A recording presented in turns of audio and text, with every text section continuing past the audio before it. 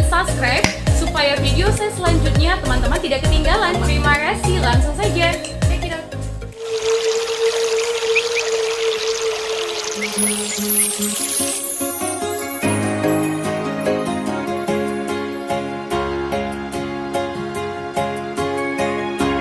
Sejarah dan silsilah marga Sipahutar. Iya teman, keturunan marga Sipahutar tinggal di desa Kecamatan Sipoholon, meliputi desa Lobu Singkam, Lumbaninaina, Pagar Batu, desa Sipahutar, Kecamatan Habinsaran, desa Parsoburan, Kecamatan Nasau, desa Nasau, desa Batu Manumpak, dan desa Pandumaan.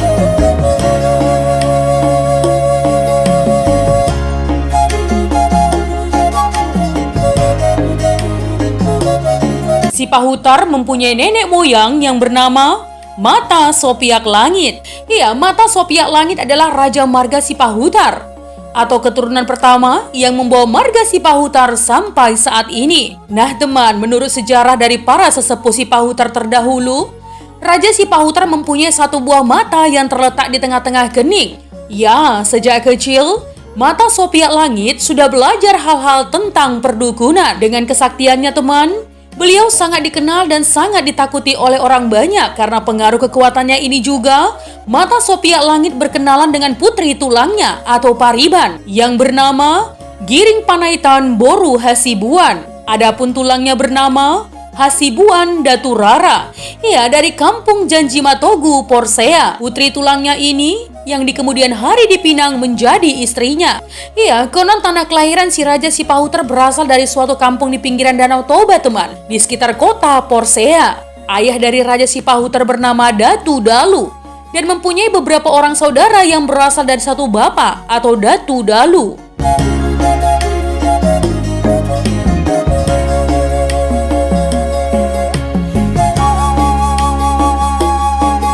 Adapun nama saudara-saudara Raja Sipahutar berdasarkan urutan adalah sebagai berikut. Yang pertama, Pasaribu atau Habeahan, Bondar, Gorat. Yang kedua, Batubara. Yang ketiga, Sipahutar. Yang keempat, Matondang. Yang kelima, Tarihoran. Yang keenam, Harahap. Yang ketujuh, Gurning. Yang kedelapan, Saruksuk. Yang kesembilan, Parapat. Yang kesepuluh, Tanjung.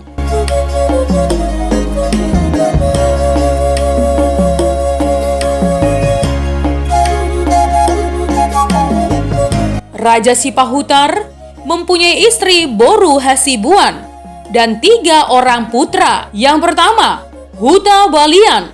Yang kedua, Namora Sohataon. Yang ketiga, Daulai. Ya, Huta Balian atau anak yang sulung. Huta Balian tidak mempunyai keturunan teman. Menurut cerita, Huta Balian dihukum oleh bapaknya atau Raja Sipahutar. Ia ditiup oleh bapaknya sampai ke bukit Simanuk-Manuk. Ini semua dikarenakan sikap Huta Balian yang tidak terpuji. Namora Sohataon atau anak tengah. Iya, Namora Sohataon adalah anak kedua dari Raja Sipahutar. Dan inilah yang meneruskan marga Sipahutar sampai saat ini. Daulai atau si bungsu. Daulai adalah anak ketiga dari Raja Sipahutar dan pergi merantau ke daerah Tapanuli Selatan atau Mandailing.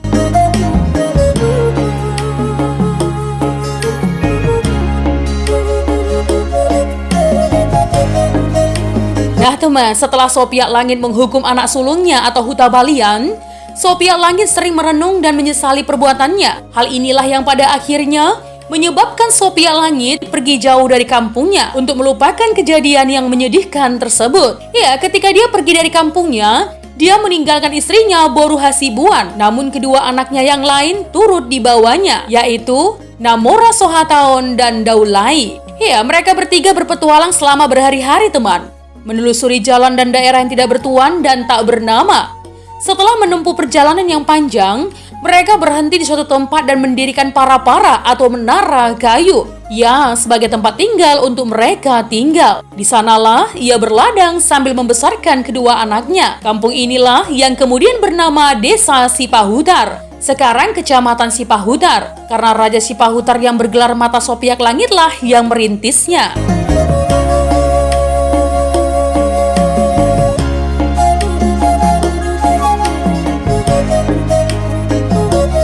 Nah teman, setelah kedua anaknya dewasa, si bungsu Daulay merantau ke daerah Tapanuli Selatan, yaitu Sipirog, Angkola, sampai ke Mandailing. Dari daerah inilah kemudian berkembang luas marga Daulay dan berdiaspora sampai hari ini. Sedangkan si anak kedua Namora Sohataon menetap di kampung ini sampai akhirnya dia menikah dan memiliki 2 orang anak, yaitu Namora Tongguon atau yang sulung dan Paung Bosar. Tahu tidak teman, dalam perjalanan hidup Sopiak Langit selama di kampung Sipahutar, ia memiliki banyak cerita dan dongeng. Ada yang menggambarkan jika ia memiliki kekuatan yang tidak tertandingi. Ya, ia memiliki ilmu kebal.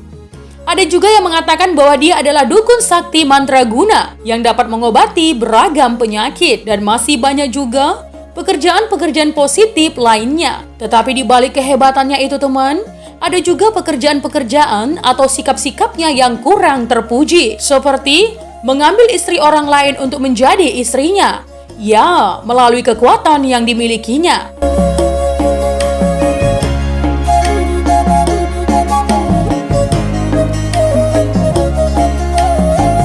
Nah teman, Sopiak Langit meninggal secara alamiah di desa Sipahutar. Di kemudian hari di tahun 1971, oleh keturunan Sipahutar, dibuatlah makam resmi beserta tulang belulang istrinya, Boru Hasibuan, yang diambil dari desa Janji Motobu, Porsea. Nah teman, adapun cerita dari kedua cucu Sopiak Langit yang bernama Namora Tongguan dan Paung Bosar beserta keturunannya, pada akhirnya meninggalkan desa tersebut, ya, untuk mencari tempat hidup yang lebih baik. Mereka meninggalkan tanah dan harta warisan yang dititipkan ke marga Silitonga. Hal inilah yang di kemudian hari sampai dengan hari ini tidak ada lagi keturunan Sipahutar di desa tersebut, melainkan diganti dengan keturunan Silitonga.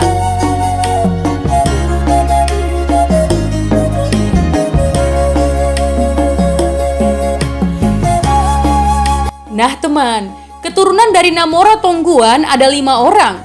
Yang pertama, Oppu Mandalo, bertempat tinggal di Lobu Singkam, Sipoholon, Tarutung, Garoga. Yang kedua, Oppu Sahata, bertempat tinggal Lobu Singkam, Pagar Batu, Persingkaman atau Banuaji. Yang ketiga, Oppu Rido, bertempat tinggal di Parsoburan, Garoga, Labuhan Batu. Oppu Partuhoran, bertempat tinggal di Tarutung, Siborong-borong, Sibolga. Oppu Raja Silaing, bertempat tinggal di Pagar Batu, Adian Koting, Pinang Sori, Pahai.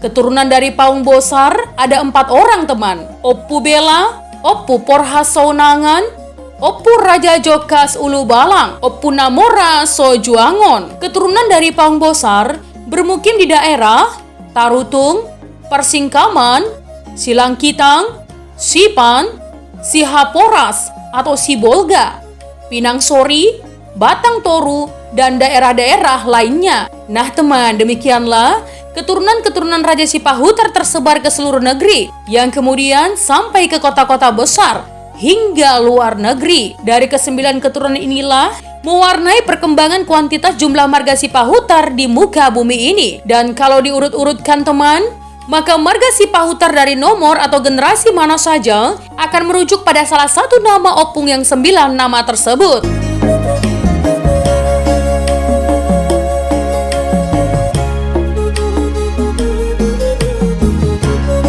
Nah teman, itu tadi adalah sejarah dan silsilah marga Sipahutar. Jika ada kesalahan dalam penyampaian sejarah, mohon dimaafkan ya teman. Untuk kritik dan saran yang membangun, langsung saja tinggalkan di kolom komentar. Menjadi bijak, menjadi cermat itu penting. Terima kasih teman.